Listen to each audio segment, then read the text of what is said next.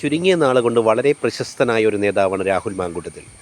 അദ്ദേഹം ടെലിവിഷൻ ചാനലുകളിലൊക്കെ വന്ന് നിന്ന് പാർട്ടിക്ക് വേണ്ടി സംസാരിക്കുകയും അതുപോലെ വലിയ ചർച്ചകളിലൊക്കെ പങ്കെടുക്കുകയും ചെയ്യുമ്പോൾ വളരെ ആദരവോടെയാണ്, വളരെ ആകാംക്ഷയോടൊക്കെ കൂടിയാണ് പലരും അദ്ദേഹത്തിൻ്റെ ചർച്ചകളെ കണ്ടിരുന്നത്. വളരെ ചുറിയുറുക്കുള്ള നേതാവ്, വളരെ ഏതൊരു കാര്യത്തിനും വ്യക്തമായ ഉത്തരമുള്ള നേതാവ്. അങ്ങനെ പല കാര്യത്തിലും തൻ്റേതായ വ്യക്തിത്വം, തൻ്റേതായ നിലപാടുകൾ തുറന്നു കാട്ടാൻ യാതൊരു മടിയുമില്ലാത്തൊരു നേതാവാണ് രാഹുൽ മാങ്കൂട്ടത്തിൽ. അദ്ദേഹത്തെക്കുറിച്ചുള്ള ഒരു ആരോപണം ഒരു യുവനടി ഉന്നയിക്കുമ്പോൾ ആ നടി അദ്ദേഹമാണെന്നൊന്നും ഒരിക്കലും പറഞ്ഞിട്ടില്ല. പിന്നെ മാധ്യമങ്ങളുമെല്ലാം അത് രാഹുൽ മാങ്കൂട്ടമാണ് എന്ന രീതിയിൽ അദ്ദേഹത്തിലേക്ക് എത്തുകയും അദ്ദേഹത്തെ പല ചാനലുകളും അദ്ദേഹത്തെ ടോർച്ച് ചെയ്യുന്ന രീതി, അദ്ദേഹത്തെ സംശയത്തിന് മുൾമുനയിൽ നിർത്തുന്ന രീതിയിൽ സംസാരിക്കുകയും ഒക്കെ ചെയ്യുകയും തുടർന്ന് രാഹുൽ മാങ്കൂട്ടത്തിനെതിരെ വ്യാപകമായ പരാതികളും വ്യാപകമായ പ്രതിഷേധങ്ങളും പല ഭാഗത്തുനിന്നും ഉണ്ടാകുകയും ചെയ്തു. അതുകൂടി താൻ അധ്യക്ഷനായിരിക്കുന്ന യൂത്ത് കോൺഗ്രസിൻ്റെ സ്ഥാനം അദ്ദേഹം രാജിവെക്കുകയൊക്കെ ഉണ്ടായി.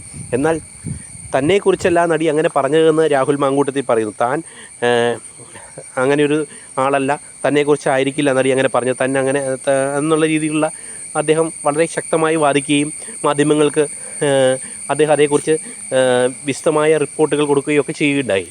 എന്നാൽ രാഹുൽ മാങ്കൂട്ടത്തിൽ എന്ന നേതാവിന് ഇത്രയേറെ സ്നേഹിക്കുകയും ബഹുമാനിക്കുകയും ചെയ്യുന്ന ഒട്ടേറെ അനുയായികളും കോൺഗ്രസ് അല്ലെങ്കിൽ കൂടിയും അല്ലെങ്കിൽ മറ്റു പാർട്ടിയിൽപ്പെട്ട ആളുകൾക്ക് പോലും വളരെ സ്വീകാര്യനും വളരെ ഇഷ്ടമുള്ളൊരു നേതാവാണ് രാഹുൽ മാങ്കൂട്ടത്തിൽ.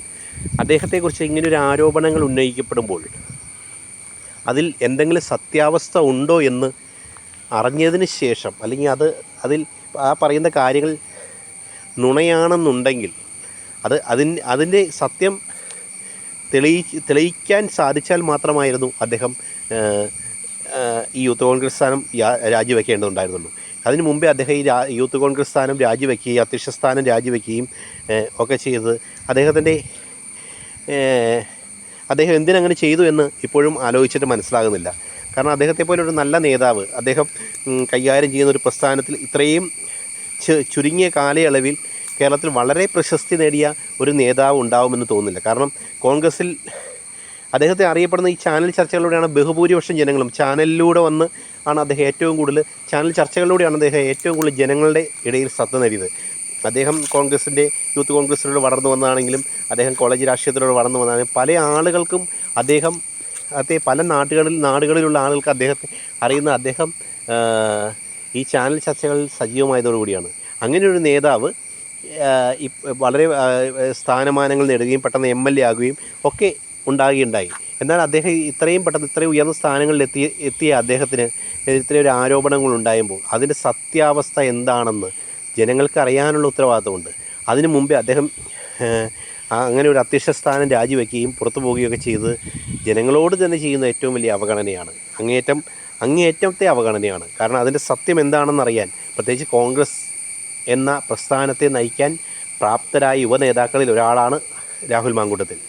അദ്ദേഹത്തെ പോലെ ഒരു നേതാവ് തെറ്റ് ചെയ്തില്ലെങ്കിൽ പിന്നെ എന്തിനദ്ദേഹം ഈ യൂത്ത് കോൺഗ്രസിൻ്റെ അധ്യക്ഷ സ്ഥാനം രാജിവെച്ചു എന്ന് ഇപ്പോഴൊരു ചോദ്യചിഹ്നമാണ്.